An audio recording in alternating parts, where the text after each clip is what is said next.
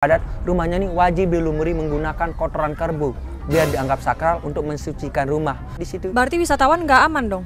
Ya kalau daerah di sana kayak susah untuknya.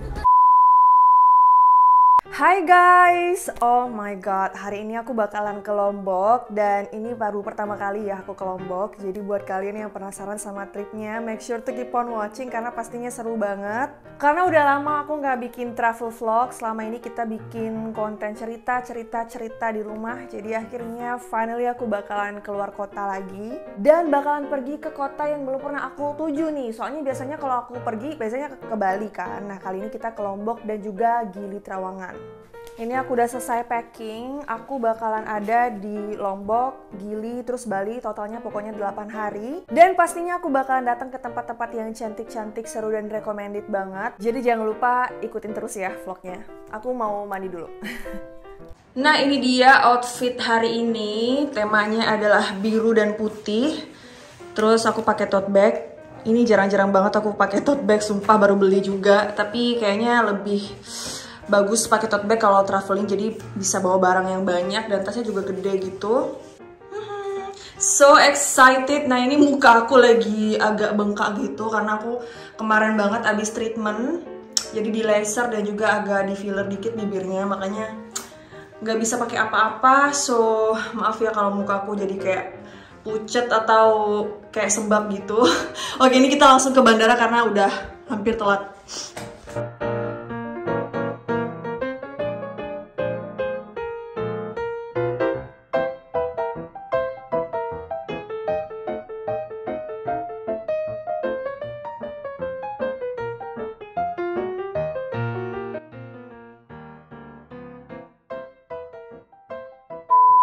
Selamat datang di perkampungan suku Sasak ini, Mas Mbak ya. Kenalkan, nama Tiang Ono. Saya selaku pemandu adat yang tinggal di sini, asli warga di sini. Jadi nama dari perkampungannya ini Sade. Sade ini menurut orang tua artinya obat atau kesadaran artinya. Sade nama kampung kami, sedangkan nama suku kami suku Sasak kayak gitu. Sasak itu merupakan suku pertama yang mendiami Pulau Lombok. Jadi Sade itu merupakan kampung induk, kampung pertama. Bayangkan Sade udah melahirkan 15 generasi, 15 keturunan. Catatan buku sudah berdiri sejak tahun 1090 sesudah Masehi. Buka jadi wisata tahun 1985. Jadi seperti saya ini yang lain 90-an atau 93. Dari kecil udah biasa lihat wisatawan kayak gitu. Lokal baru banyak sekarang. Tapi kalau dulu kebanyakan bule dari wisatawan asing seperti itu. Tetapi di sini terbatas rumahnya, yaitu hanya ada 150 rumah dan 150 kepala keluarga yang dihuni kurang lebih 700 jiwa. Tiap tahun populasi penduduk selalu bertambah, tapi apabila ada keluarga baru, pindah membuat rumah di lain kampung yang harus mewarisi rumah menurut aturan adat anak laki-laki tetapi yang paling bungsu. Misalnya dalam satu keluarga anaknya gadis semua, otomatis warisannya itu tanah sama rumah akan dilimpahkan ke anak, ke saudara sepupunya yang laki-laki. Anak dari saudara bapaknya seperti itu. Itulah aturan ada di sini. Jadi rumahnya nggak bisa tambah, yaitu 150 baru tahun depan tepat itu nggak boleh ditambah. Dan selain itu juga yang bikin unik di perkampungan ini, rumah-rumahnya itu masih tradisional. Salah satu bentuknya seperti ini. Jadi nama rumah adatnya Balai Adat Gunung Rate, yang dimana rumah adatnya ini terbuat dari alam, atap dari ilalang. Terus lantainya ini dari tanah dicampur dengan sekam padi, dicampur lagi pakai kotoran, yaitu kotoran kerbau atau kotoran sapi. Itu seminggu sekali ngepelnya. Ada yang sebulan sekali, sebulan 3 kali, tapi lebih bagus itu seminggu sekali agar nggak berdebu, rusak atau retak tai kerbau itu jadi semennya. Kedua, lebih nyaman, tidak ada nyamuk pas malam hari, apalagi musim hujan kemarin nggak ada nyamuk. Dan ketiga, secara adat, nilai adat dan ritual, 3 hari sebelum acara adat, rumahnya nih wajib dilumuri menggunakan kotoran kerbau biar dianggap sakral untuk mensucikan rumah. Karena memang keyakinan kami di sini dulu sebelum Islam itu merupakan agama baru. Jadi awalnya animisme, baru Islam waktu dulu, baru Islam secara syariat. Islam waktu dulu itu ya antara perpaduan dari animisme Hindu sama Islam. Jadi masih ada bercampur lagi gitu. Tapi seiring waktu berkat pendidikan, guru ngaji atau apa, ya agama orang Sasak sekarang Islam. Khususnya di Sade juga Islam seperti itu. Kedua, ada salah satu adat yang jalan juga di suku Sasak. Pernikahannya itu masih menggunakan adat kawin lari, kawin culik. Bahasa Sasaknya itu merari. Melari itu artinya pernikahan kawin lari atau kidnap girl kayak gitu. Jadi ini caranya, yang penting dua insan udah suka sama suka kabur berdua selama 1 malam, dan paginya itu langsung ada utusan 2 orang atau lebih yang kasih tahu keluarga gadis bahwa anak gadisnya tadi malam tidak hilang sama sekali, tetapi udah hilang dalam tujuan lari dalam tujuan pernikahan. Jadi intinya di suku Sasak pada khususnya, kalau nggak bisa bawa larian orang nggak bisa nikah, karena adatnya ada sebuah prinsip gini, kalau meminta yang boleh diminta itu barang, tapi kalau manusia itu nggak boleh diminta prinsipnya. Jadi caranya harus dibawa lari karena udah adatnya kayak gitu. Di sini di Mandalika itu kan ada terkenal namanya desa maling ya. Iya benar. Benar kan? Iya. Kalau orangnya bisa maling baru dia boleh nikah. Berarti ada temannya dari itu. Saya ya, penelitian disertasi benar. saya tentang Jadi Mandalika. karena bagus lah. Nanya gitu jarang nanya, tapi Iya. karena saya akan membicarakannya kayak gitu. Jadi emang ada. Jadi sampai maling. sekarang Iya, desa maling.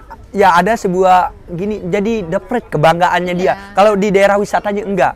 Itu yang merusak nama Lombok Tengah. Iya. Nggak usah ke Lombok Tengah banyak maling, padahal di kita yang daerah Ketare, Dimanapun. Sade, di Kuta tidak ada seperti itu. Maling cewek oke karena udah adatnya, tapi ngambil hak orang lain nggak ada. Tapi ada di beberapa daerah minoritas di daerah arah pantai Pink Beach. Makanya agen wisata jarang mau mengarahkan Pink Beach. Itu daerah ini kan Mujur, Praia bagian timur. Iya. Jadi daerah sana itu kalau benar-benar kayak Mbak ini harus menggunakan ada orang intering di dalam untuk ngantar atau apa. Soalnya di sana itu kayak laki-laki harus bisa kayak gitu atau apa. Karena soalnya dulu banyak teman. Tapi anehnya di daerah itu mayoritas pekerjaannya jadi TNI, polisi atau apa. Saya juga heran, tapi banyak juga yang kayak gitu. Kayak desa ini kan Sampai bingung. Beleke. Jadi pokoknya Praia bagian timur ke sana. Jadi kalau daerah dari bypass sana dari Bendara, Ketare, Sade, Kute nggak ada. Daerah aman. Makanya wisata berkembang memang ada yang kayak gitu di situ. Berarti wisatawan nggak aman dong? Ya kalau daerah di Iya, sana gitu. kayak susah untuknya. Makanya Lombok Timur masih gini batasannya ini kan daerah tahu nggak? Buka aja di Google Map. Daerah Jeruwaru. Gitu. Pokoknya ke arah Panting Beach itu bisa dikatakan tidak aman. Kayak gitu. Pernah kan jadi? Kamu dari mana? Dari Lombok Tengah.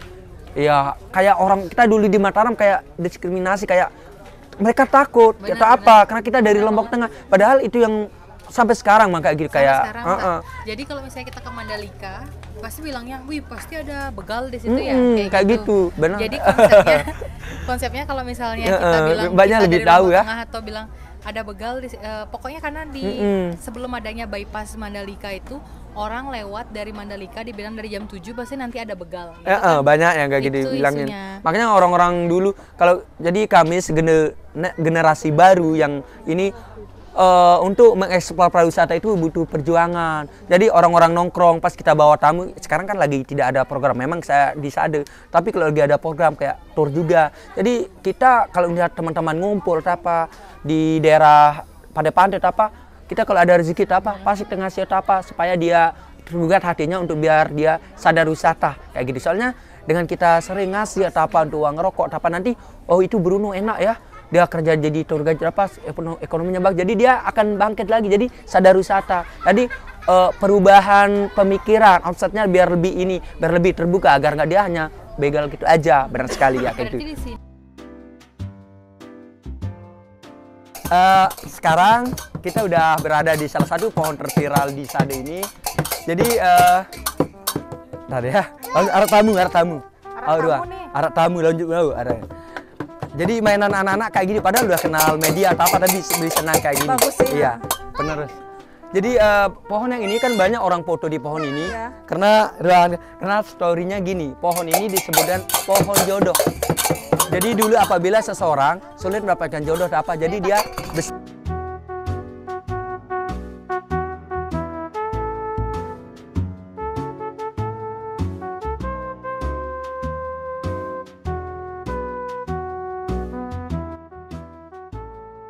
Nah, ini aku lagi masuk ke rumah adat paling tuanya di sini. Seperti yang kalian bisa lihat, kondisi rumahnya benar-benar tradisional banget ya, teman-teman. Dan ini tuh bukan hanya dijadiin objek wisata aja ya, tapi juga merupakan tempat tinggalnya masyarakat suku Sasak. Nah, menarik banget kan?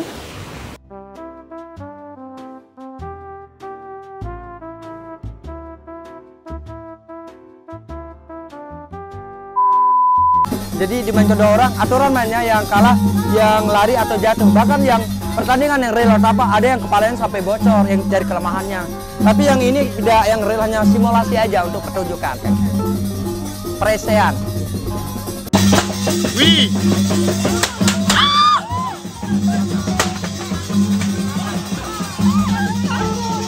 Tapi suka. Woi.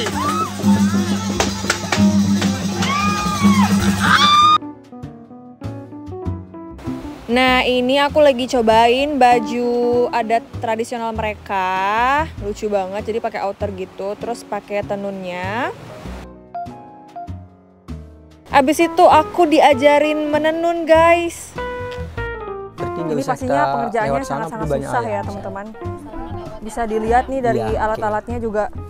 Kayaknya harus yang punya skill khusus baru bisa. Tapi perempuan-perempuan di sini tuh pasti semuanya bisa menenun. Iya. Oh, akunya dikurung. Jadi itulah salah satu alasan tenunan Lombok disebut dengan tenunan ikat, karena memang pinggang kita itu diikat. Oh ya, tenunan ikat ya.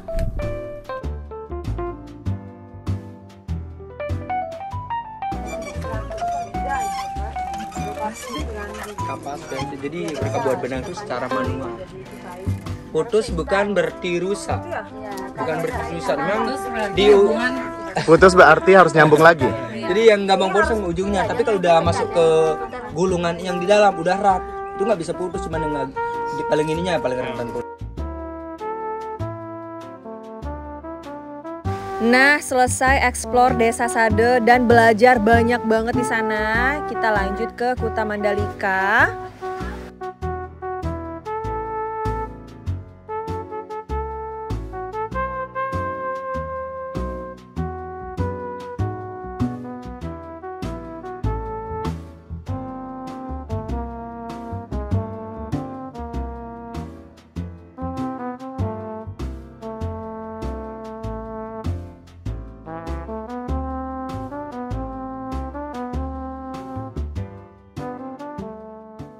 Naku pernalai, nai. Naku pernalai? Hah? Nakrana lai. Nalai, hai nai na, mai nakrana nalai. Nalai. Ayo ni aku nalai. Lai. Ayo ba, terus.